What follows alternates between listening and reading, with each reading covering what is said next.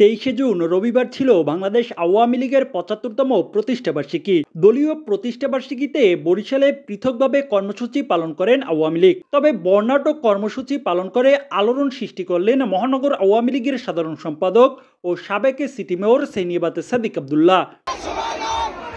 জানা যায়, গত সিটি নির্বাচনে সাদিক আব্দুল্লাহ দলীয় মনোনয়ন বঞ্চিত হওয়ার পর থেকেই বরিশাল আওয়ামী লীগে দেখা দেয় বিভক্তি। এরপর থেকে আওয়ামী লীগের একাংশ দাবি করে আসছিলেন মহানগর আওয়ামী লীগের কমিটি ভেঙে নতুন কমিটি দেওয়ার জন্য। তবে তৃণমূল আওয়ামী লীগের ভাষ্য, বরিশাল মহানগর আওয়ামী লীগের দক্ষ সংগঠক হিসেবে নেতৃত্ব দিয়ে আসছেন সাধারণ সম্পাদক সেইনিয়াবাত সাদিক আব্দুল্লাহ। তার নেতৃত্বে সুসংগঠিত রয়েছেন অঙ্গ ও সহযোগী সংগঠনের নেতাকর্মীরাও।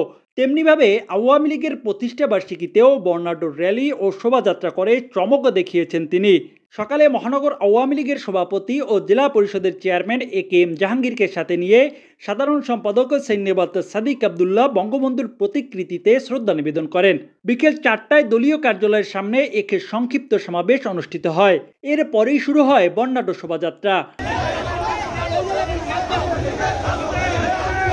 এটি দলীয় কার্যালয় থেকে শুরু হয়ে সদর রোড, নাজির মহল্লা, চকবাজার, ফজলুল হক এভিনিউ হয়ে কাকলির মোড়ে গিয়ে শেষ হয়।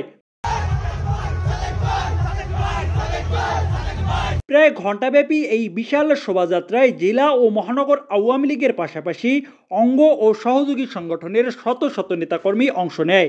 শোভাযাত্রা শেষে দলীয় স্লোগানে মুখরিত হয়ে ওঠে নগরীর প্রাণকেন্দ্র কাকলির মোড়।